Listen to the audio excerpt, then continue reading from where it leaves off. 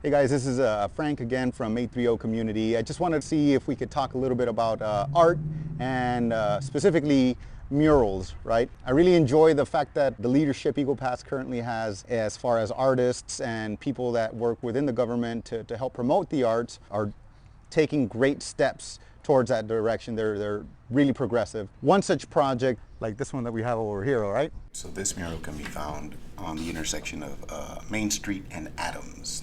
It's found on the wall of the bar Cooters, the Cooters bar, right next to La Tienda de los Venados or Eagle Grocery. You could read the word Van Buren, Main Street from Van Buren, Eagle Pass, Texas on the top left.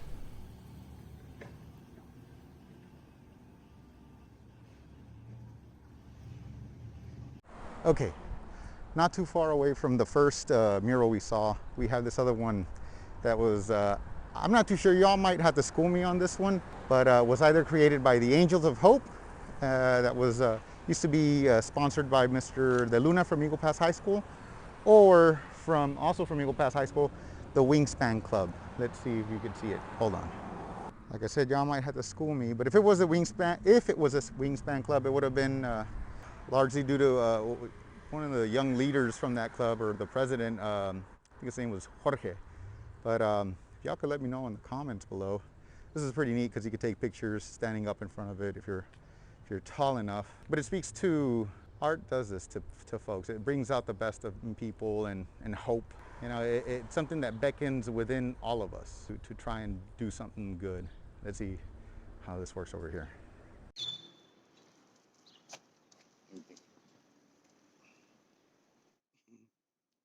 I really enjoy the fact that our city was able to make this become a reality. Of course, it involves a lot of people, and ultimately, when more people work together, we're able to come up with more impactful pieces of art, or anything really. Anything that involves a lot of people is usually something more impactful and powerful. And so, of course, the three artists that I think you can see there, they signed their names. I think it was Mr. Adrian Ordaz, Mr. Jerry Lopez, I believe, and of course Mr. Diego Diaz. You should have seen his live Facebook stream, and if you missed it, I'll include it in the link somewhere below.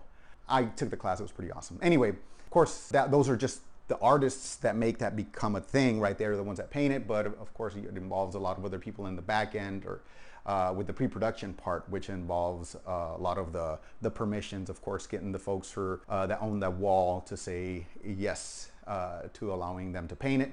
And of course, the city of Eagle Pass that's kind of possibly funding a lot of these projects. I really enjoy that we're moving down that route, because considering all this whole new extra precautions that we're taking with respect to COVID-19, public displays of art really are a democratic form of art in a way, because it doesn't confine the pieces of art into a museum. It shares it with the rest of us, and you can see it while you're driving around. Great examples of this right now that I can think of, that I've seen personally, are in Alpine. Alpine had an awesome campaign where they started paying homage to a lot of the southwestern Texas culture, but specifically to the bakery calendars that you would, the artwork behind those.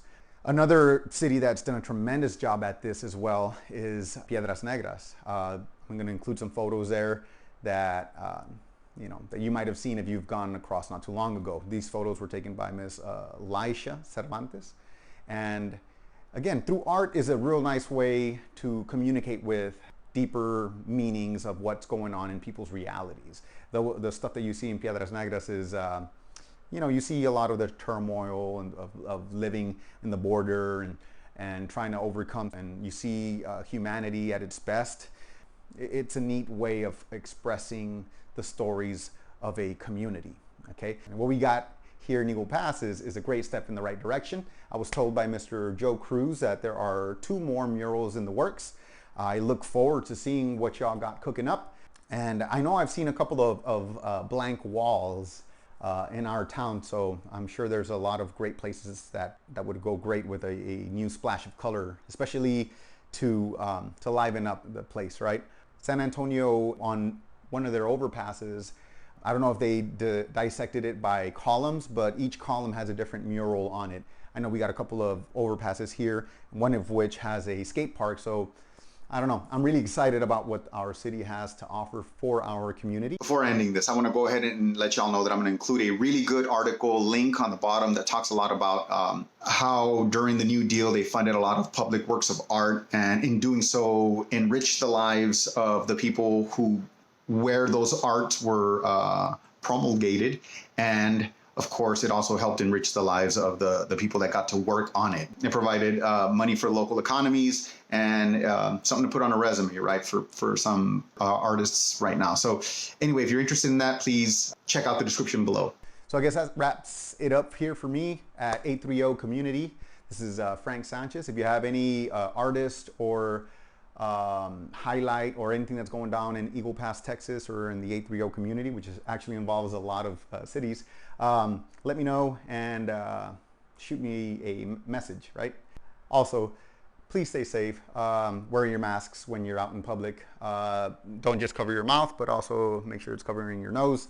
And, you know, reduce the doom scrolling, and maximize helping others, telling stories, and being there for one another. We are a community, and just like those murals, they're wonderful because a lot of people work together and they have a common vision and they execute. And so us too, if we try our best, I guess we can try and protect ourselves, our families, and our loved ones. So I hope you all are doing good. Stay safe, and till next time.